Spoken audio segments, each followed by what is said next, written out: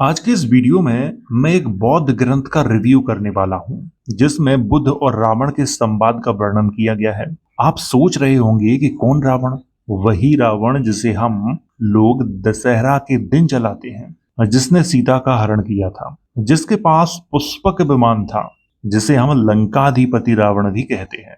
वही रावण की मैं बात कर रहा हूं। आप लोग सोच रहे होंगे कि बुद्ध के समय में रावण कहां से आ गया। इस वीडियो को पूरा देखो, आपको सब कुछ समझ में आ जाएगा, क्योंकि इस वीडियो में मैं बहुत ही महत्वपूर्ण जानकारी आप लोगों को देने वाला हूं, जो आज तक शायद है किसी ने आपको दी हो।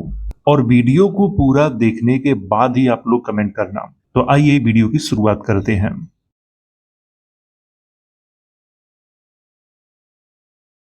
तो मैं जिस ग्रंथ की चर्चा इस वीडियो में करने वाला हूं, उसका नाम है लंका अवतार सूत्र। लंका अवतार सूत्र बहुत ही महत्वपूर्ण ग्रंथ माना जाता है। डीटी सुजुकी के स्टडीज इन दी लंका अवतार का हिंदी रूपांतरण है ये। इसका हिंदी में अनुवाद डॉक्टर तुलसी राम शर्मा ने किया है। इसके बारे में मैं थोड़ी सी जानकारी आपको और दे देता हूँ। लंका अवतार सूत्र भारत में तो उपलब्ध था नहीं, चीन में उपलब्ध था। तो भारत से चीन कैसे पहुंचा ये? आपने बोधि धर्मन का नाम जरूर सुना होगा। वही बोधि धर्मन जिन्होंने शाओलिन की स्थापना की थी। इनके ऊपर एक फिल्म भी बनाई गई है। नाम तो मुझे ठीक से याद नहीं है, शायद चेन्नई वर्सेस चाइना नाम है। आप लोग उसे देख सकते हो। तो वही लंका अवतार सूत्र को भारत से चाइना ले गए थे। 12वीं शताब्दी के बाद जब नालंदा जलाया गया, इसके बाद से अधिकतर जो बौद्ध ग्रंथ थे उनको जला दिया गया था। आजकल जो बौद्ध धर्म के ग्रंथ मिल रहे हैं वो सब तिब्बत चाइना में ही मिल रहे हैं, क्योंकि वहां के यात्री भारत आते थे, बौद्ध ग्रंथों का अध्ययन करते थे। फाहियान आया, हुएनशोंग आया, इत्सिंग आया, ये लोग यहाँ से पांडुलिपियां लेके जाते थे अपने देश में, फिर वहां चीनी भाषा में अनुवाद करते थे, फिर उन्हीं का ज्ञान वहां की जनता को देते थे। तो इस तरह से लंका अवतार सूत्र भारत से चीन पहुंचा, फिर चीन से भारत आया। और ये बात मैं आपको पहले ही बता रहा हूं कि डीटी सुजुकी के स्टडीज इन दी लंका अवतार का ये हिंदी रूपांतरण है। इसी में बुद्ध और रावण के संवाद की चर्चा की गई है। तो आइए शुरुआत करते हैं। तो शुरुआत यहां से करते हैं। इस प्रकार मैंने सुना, तथागत एक बार लंका के दुर्ग में ठहरे। दुर्ग महासमुद्र में मलय पर्वत की चोटी पर स्थित है तथा विभिन्न प्रकार की मणियों से बने पुष्पों से सुसज्जित है। वे महान भिक्षु संघ तथा बहुत सारे बोधिसत्वों के साथ थे, जो विभिन्न बुद्ध क्षेत्रों से आए थे। बोधिसत्व महामती के नेतृत्व में, यहाँ पे आपको ध्यान देना है कि महामती एक बोधिसत्व का नाम है, ये आपको ध्यान देना है। बोधिसत्व महामती के नेतृत्व में वे बोधिसत्व महासत्व विभिन्न समाधियों, 10 बलों और 6 मानसिक विज्ञानों के पूर्ण ज्ञाता थे। आपको यहाँ पे ध्यान रखना है, समाधियों, 10 बलों। 10 बलों का क्या मतलब है, उस समाधियों का क्या मतलब है? समाधियों का मतलब योग से है, आपको ये ध्यान रखना है। और 10 बलों की चर्चा बौद्ध धर्म में की जाती है, जैसे दान, शील, क्षमा, ब्रह्मचर्य, ध्यान, प्रज्ञा, बल, ज्ञान आदि। इन्हीं को 10 बल कहा जाता है। और 6 मानसिक विज्ञानों के पूर्ण ज्ञाता थे। वे सभी बुद्ध के हाथों द्वारा अभिषिक्त थे। वे सभी वस्तुनिष्ठ संसार को अपने चित्त की अभिव्यक्ति के रूप में महत्व को भली भांति समझते थे। अनेक मानसिकताओं तथा मानवों के व्यवहार के अनुसार विभिन्न स्वरूपों, शिक्षाओं तथा अनुशासनात्मक कार्य विधियों का कैसे पालन किया जाए वे जानते थे। वे 5 धर्म, त्रिस्वभाव, 8 विज्ञान तथा नैरात्म द्वय में निपुण थे। नैरात्म द्वय का मतलब क्या है? जो आत्मा के अस्तित्व को ना मानता हो। उस समय तथागत जो सागर नागराज के भवन में उपदेश दे रहे थे, 7 दिन की समाप्ति के बाद बाहर आए और अनेक शक्र, ब्रह्मा, नाग कन्याओं द्वारा उनका स्वागत किया गया। यहाँ पे आपको बहुत अच्छे से समझना है कि शक्र लिखा हुआ है। शक्र ने स्वागत किया, ब्रह्मा ने स्वागत किया, और साथ में जो नाग कन्याएं थी उन्होंने भी बुद्ध का स्वागत किया। तथा मलय पर्वत पर स्थित लंका को देखकर मुस्कुराते हुए बोले, पूर्व तथागत जो अरहत तथा सम्यक संबुद्ध द्वारा इस लंकापुरी में मलय पर्वत शिखर पर धर्म देशना दी गई स्वप्रत्यात्म मार्ग गोचर ज्ञान जो दार्शनिकों, श्रावकों तथा प्रत्येक बुद्धों को भी दृश्य नहीं है, मैं भी यहाँ यक्षाधिपति रावण के लिए धर्म देशना करूंगा। तथागत की आध्यात्मिक शक्ति से प्रेरित होकर यक्षाधिपति रावण ने उनकी वाणी तथा विचारों को सुना। निश्चित रूप से भगवान सागर नागराज के भवन से उतरकर और अनेक शक्र ब्रह्मा नाग कन्याओं से परिवृत होकर आ रहे हैं। तथागत समुद्र तरंगों को देखकर और वहां पर एकत्र हुए लोगों के चित्त में आलय विज्ञान के विषय में सोच रहे हैं। जहां पर विज्ञान प्रवृत्ति ज्ञान से प्रेरित होकर तरंगों के पवन के वेग द्वारा भ्रमण कर रहा है, वहां पर स्थित होकर रावण ने यह शब्द बोला, मैं जाकर तथागत को लंका में प्रवेश करने के लिए प्रार्थना करूंगा। किसने बोला? रावण ने बोला, जो दीर्घ रात्रि तक देवताओं एवं मनुष्यों के हित तथा सुख के लिए उपदेश करेंगे। कौन करेंगे? बुद्ध। इसके पश्चात राक्षसाधिपति रावण अपने परिवार सहित पौष्पक विमान में बैठकर वहां आए जहां पर तथागत थे। वे सब परिवार विमान से उतर कर आए। बाएं से दाएं 3 बार परिक्रमा करके उन्होंने वाद्य को एक इंद्रनील जड़ित दंड से बजाया और वैडूर्य आदि से जड़ित वीणा को प्रियंगु पांडु रंग के कीमती वस्त्र से लटकाकर उन्होंने सहरस्य, ऋषभ, गांधार, धैवत, निषाद, मध्यम एवं कैसिक गीत स्वरों द्वारा गीत गाया, जिसके साथ ग्राम्य मूर्छना आदि के स्वर भी बज रहे थे तथा इनको वीणा में प्रवेश करके गाथा से मिलाकर एक गाथा गाई। तो यहाँ पर बहुत सारी गाथाओं की भी चर्चा की गई है। जो गाथाएं किसके लिए गाई गई थी? बुद्ध के लिए गाई गई थी, रावण के परिवार की तरफ से। नंबर 1, चित्त स्वभाव नए धर्म विधि नैरात्म्य जो तर्क बुद्धि से परे है तथा जो मलों से युक्त है, यह अपनी अंतरात्म में प्राप्त होने वाले ज्ञान को बतलाता है। हे नायक, उस धर्म न्याय का उपदेश दो। नंबर 2, सुगत के शरीर में शुभ धर्म संचित हैं और वह निर्माण तथा निर्मित पथ प्रदर्शक हैं।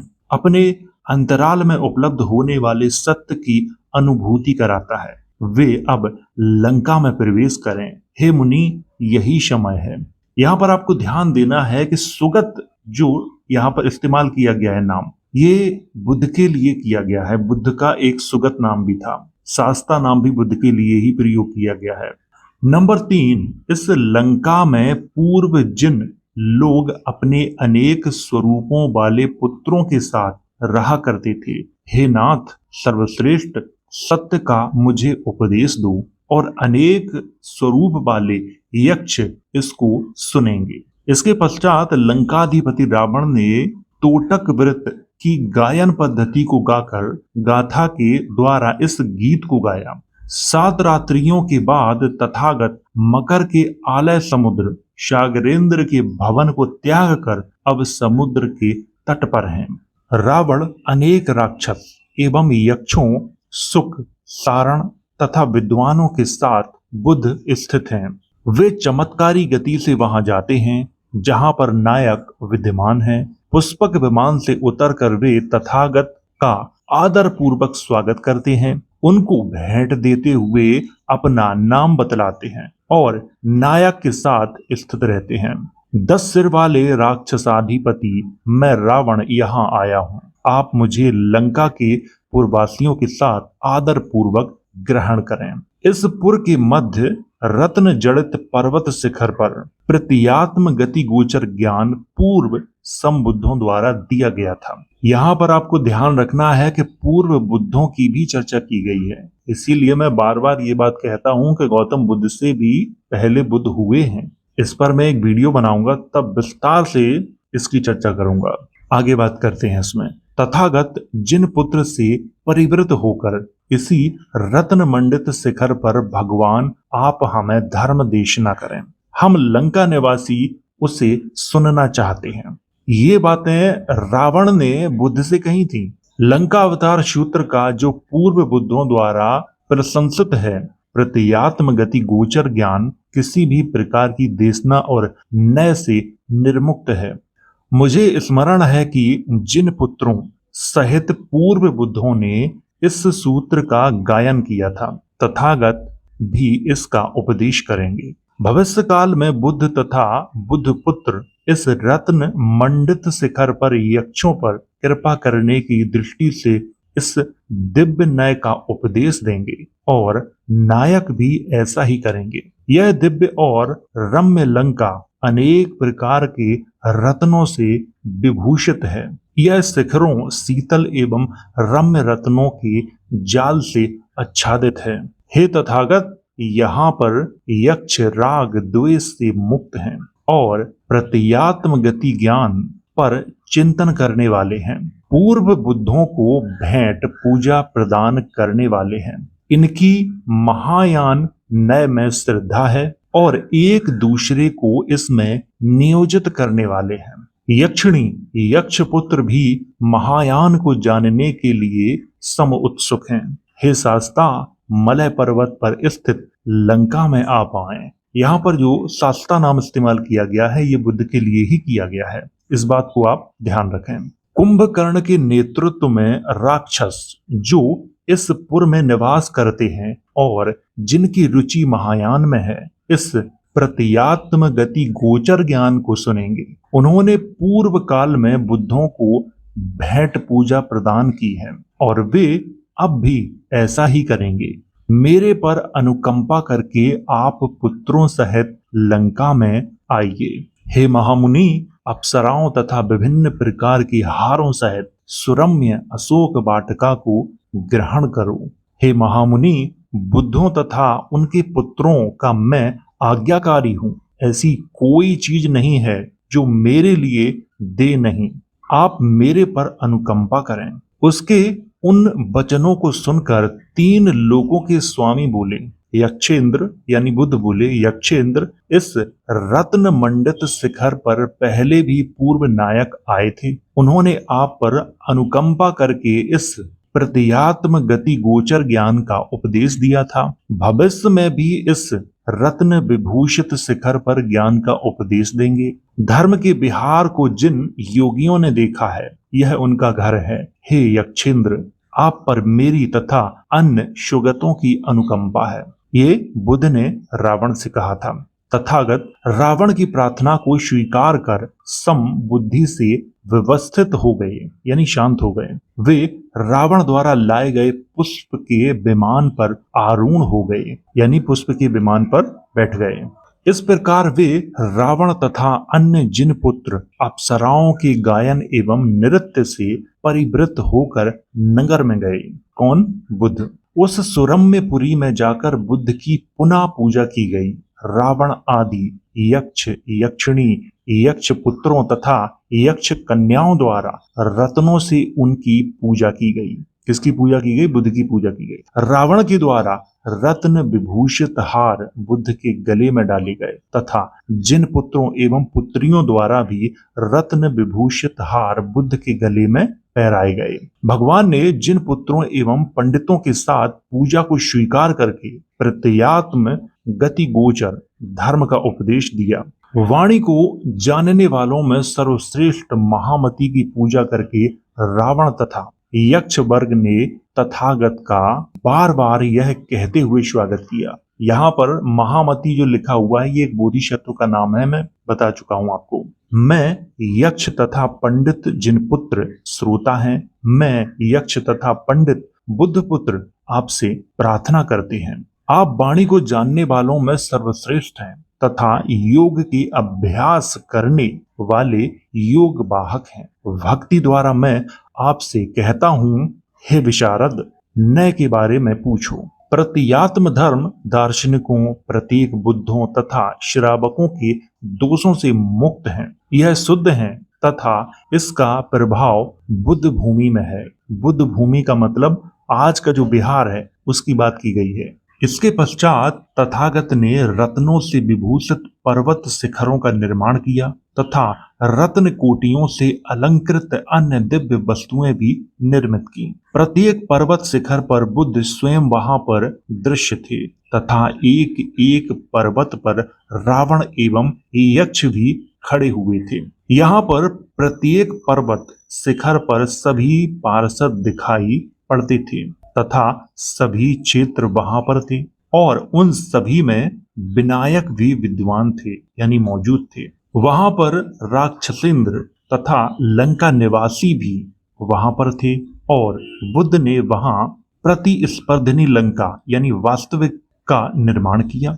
वहां पर अन्य वस्तुएं भी थीं। अशोक अपनी चमकदार लड़की के साथ विद्वान थे। प्रत्येक पर्वत पर महामती बुद्ध से प्रार्थना कर रहे थे।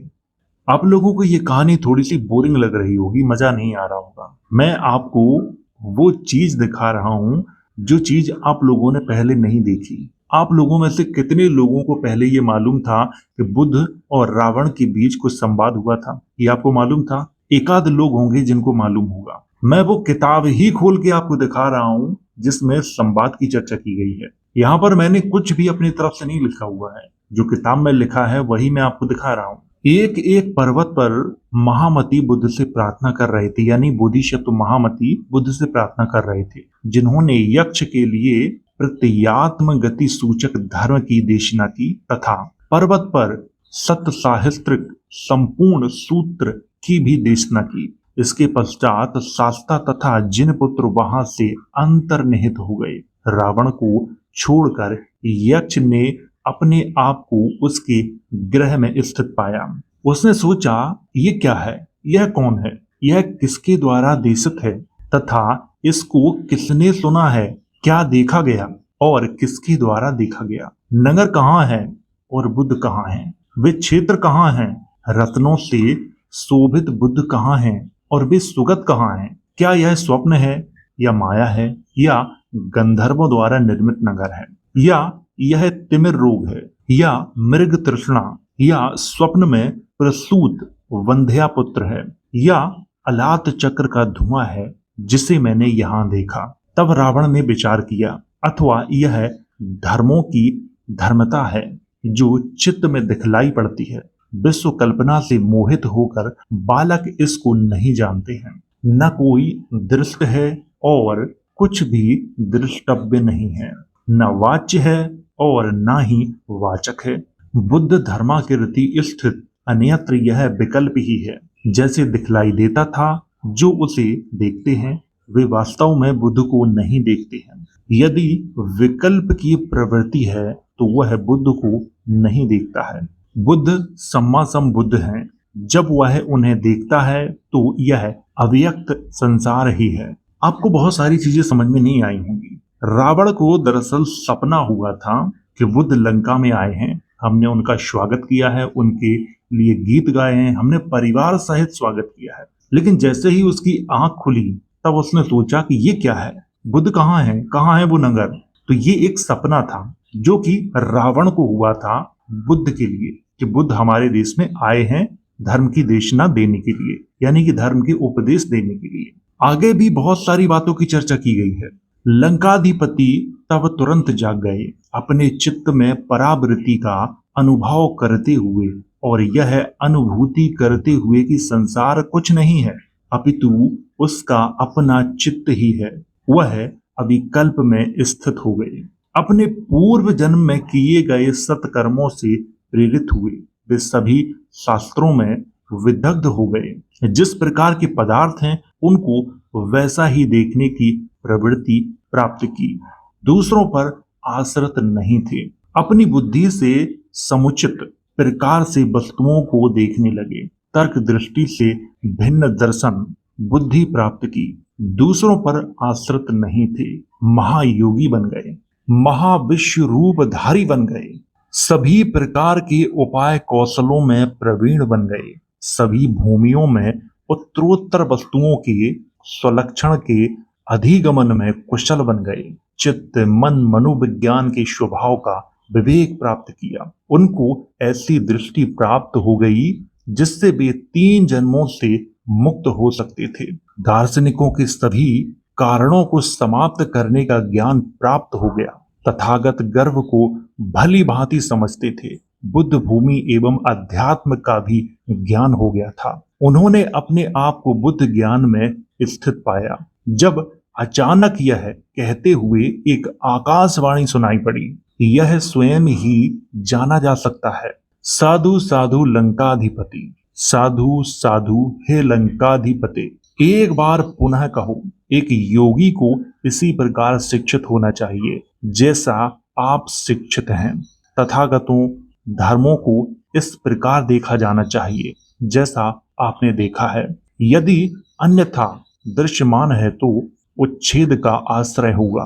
तुम्हारे द्वारा चित्त, मन एवं विज्ञान के ऊपर उठकर सभी धर्मों का विभावन किया जाना चाहिए। आपको अंतःचारी होना चाहिए। आपकी दृष्टि ब्रह्मार्थ में अभिनिवेश नहीं करनी चाहिए। आपको अधिगम भाव, अनुभव, दृष्टि एवं श्रावक प्रत्येक बुद्ध तथा दार्शनिकों की समाधि में नहीं पड़ना चाहिए।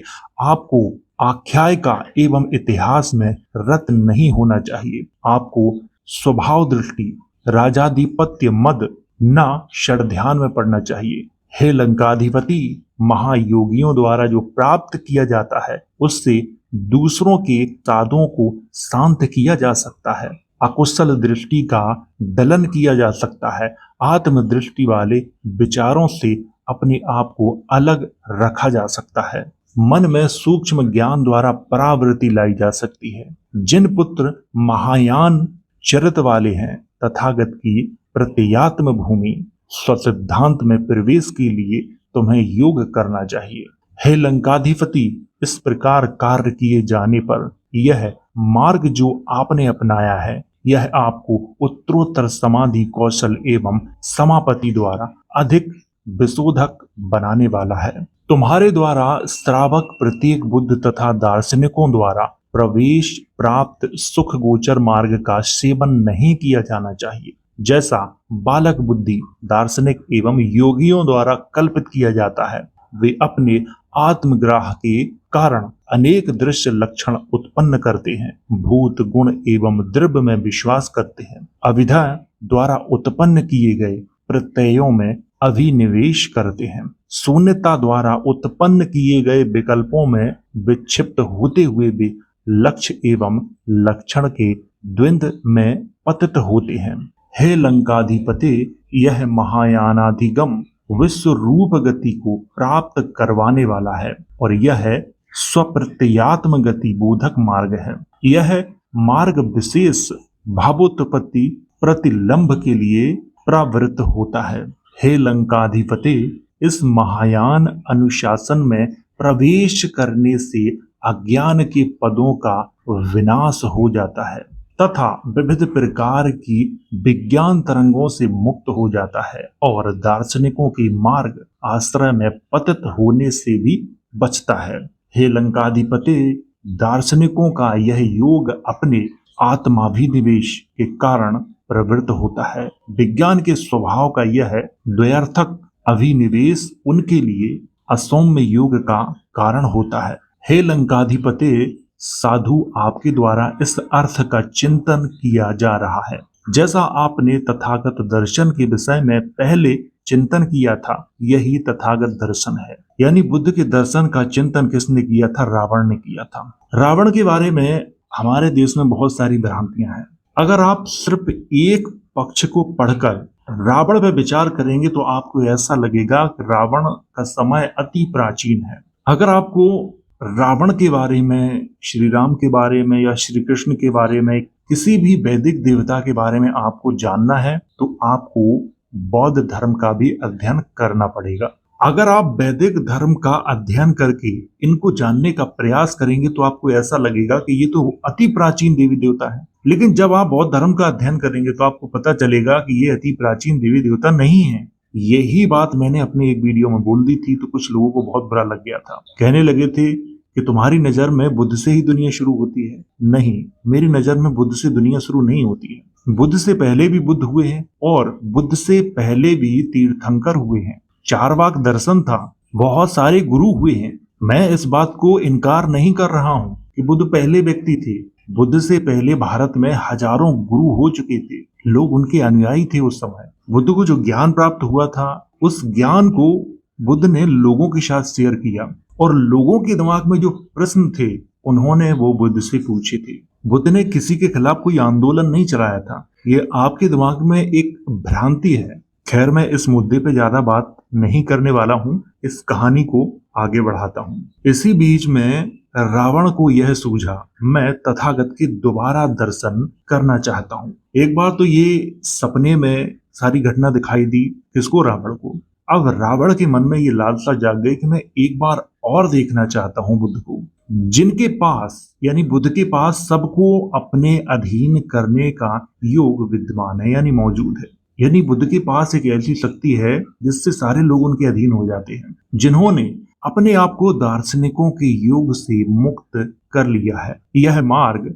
प्रत्यात्म गति गोचर का उद्भावक है, जो निमित्त एवं निर्माण के द्वंद्व के अधिगम से मुक्त है। योगियों को यह बुद्धि योगाभिशमय काल में समाधि के मुख के समाप्त होकर अधिगम होती है। उसके इस अधिगम से ही योगियों का योगी शब्द अधिगमन के रूप में निपतित होता है। मैं उस कारुणिक को उसकी चमत्कारी शक्तियों द्वारा पुनः देखूं, जिसमें क्लेश का ईंधन एवं विकल्प का क्षय होता है, जो बुद्ध के पुत्रों द्वारा परिवृत है, जो सभी प्राणियों के चित्त एवं विचारों में अनुप्रविष्ट है, जो सर्वत्र विचरण करता है, जो सर्वज्ञ है, जो अपने आप को क्रिया एवं लक्षण से पृथक रखता है। उसको देखते हुए मैं उसको प्राप्त करूं जो मैंने अब तक प्राप्त नहीं किया है। जो मैं प्राप्त कर चुका हूं उसे बनाए रखूं, मेरा आचार निर्विकल्प हो। मैं सुख समाधि समापत्ति विहार एवं तथागत भूमि को प्राप्त करने वाली समृद्धि को प्राप्त हो सकूं। इस कहानी को पढ़ने के बाद मुझे ऐसा लग रहा है कि रावण बुद्ध का बहुत बड़ा भक्त था, लेकिन जब हम रामायण पढ़ते हैं तब हमारे दिमाग में ऐसा आता है कि कहाँ रामायण का काल और कहाँ बुद्ध का काल, क्योंकि बुद्ध का काल तो अभी था। लेकिन याद रखना है आपको एक बात को बहुत अच्छे से कि पाली भाषा सबसे पुरानी है, संस्कृत बाद की भाषा है, और मैं इस बात पर किसी को भी चुनौती दे दूंगा। अगर कोई भी व्यक्ति संस्कृत भाषा को पाली भाषा से पुराना अगर साबित कर दे। अब तक मैंने 50 से ज्यादा राजाओं के शिलालेख अभिलेख खुद पढ़े हैं। ये बात मैं भक्ति से नहीं बोल रहा हूँ। और जो लोग पाणिनि के बारे में बात करते हैं, मैं उनसे सिर्फ इतना ही कहूंगा कि एक बार पाणिनि के बारे में अच्छे से पता कर लेना, और उनकी जो पांडुलिपि है उसके बारे में भी पता कर लेना। अब जो लोग जानकार हैं वो आपको बताते नहीं है। अब डिबेट करने कौन आता है? टीनेजर लोग। टीनेजर को तो खुद अपना ज्ञान नहीं है कि मैं कौन हूं, और वो ज्ञान देने धर्म पे आते हैं। अब उनसे क्या डिबेट करना? पहले आप धर्मों का अध्ययन करो, आप जिस धर्म को मानते हो उसका अध्ययन करो, फिर जो धर्म विरोध में खड़ा है उसका अध्ययन करो, इसके बाद जो धर्म सारथी के रूप में खड़ा है उसका अध्ययन करो। इसके बाद आपको पूरी हकीकत पता चल जाएगी कि सच्चाई क्या है।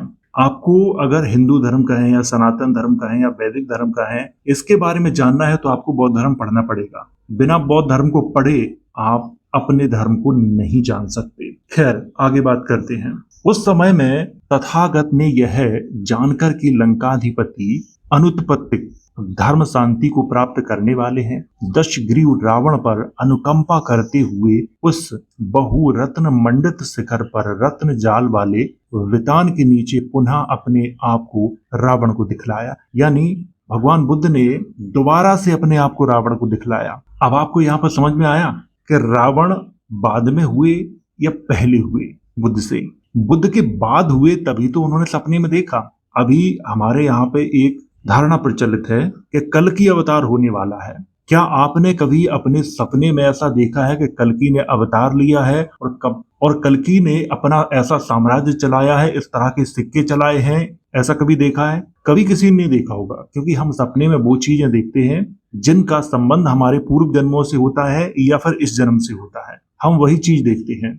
दशग्रीव लंकाधिपति रावण ने पहले देखी गई तथा अनुभव की गई तथागत की शोभा को शिखर पर देखा। अरहत स्वरूप सम्यक संबुद्ध तथा 32 लक्षणों से विभूषित तनु को देखा। प्रत्येक पर्वत पर महामती के साथ सम्यक तथागत के सामने अपने आप को देखा। यक्षों से घिरे हुए तथागत को प्रत्यात्म गति गोचर कथा करते हुए देखा तथा देशना पाठ की कथा करते हुए देखा। साथ साथ क्षेत्रों के नायकों को भी देखा। तथागत ने फिर उस समय परिवार को अपनी बुद्धि से न कि मांसल चक्षुओं द्वारा देखकर एक सिंह राज के समान जोर से हंसे। भवों के बीच के वालों, पसलियों, जंघाओं, वक्षा स्थल पर निर्मित स्वस्तिक चिन्ह तथा त्वचा के प्रत्येक रोमकूप से प्रकाश रश्मियों के निकलते हुए युगांत के समय अग्नि के समान दीप्यमान, इंद्रधनुष के समान उदय होने वाले सूर्य के दैदीप्यमान प्रभा मंडल के समान चमकने वाले शिखर, जिसको शुक्र, ब्रह्मा, लोकपाल गगन तल के नीचे निरीक्षण कर रहे थे। सुमेरु श्रृंग पर्वत से प्रतिस्पर्धा करने वाले शिखर पर बैठे तथागत ने 1 महीने अट्टहास किया। उस समय शक्र एवं ब्रह्मा आदि के साथ बोधिसत्वों की परिषद में प्रत्येक ने अपने आप में यह सोचा। आपको यहाँ एक बात मैं और बता दूं, शक्र यानी इंद्र, ब्रह्मा ये व्यक्ति थे।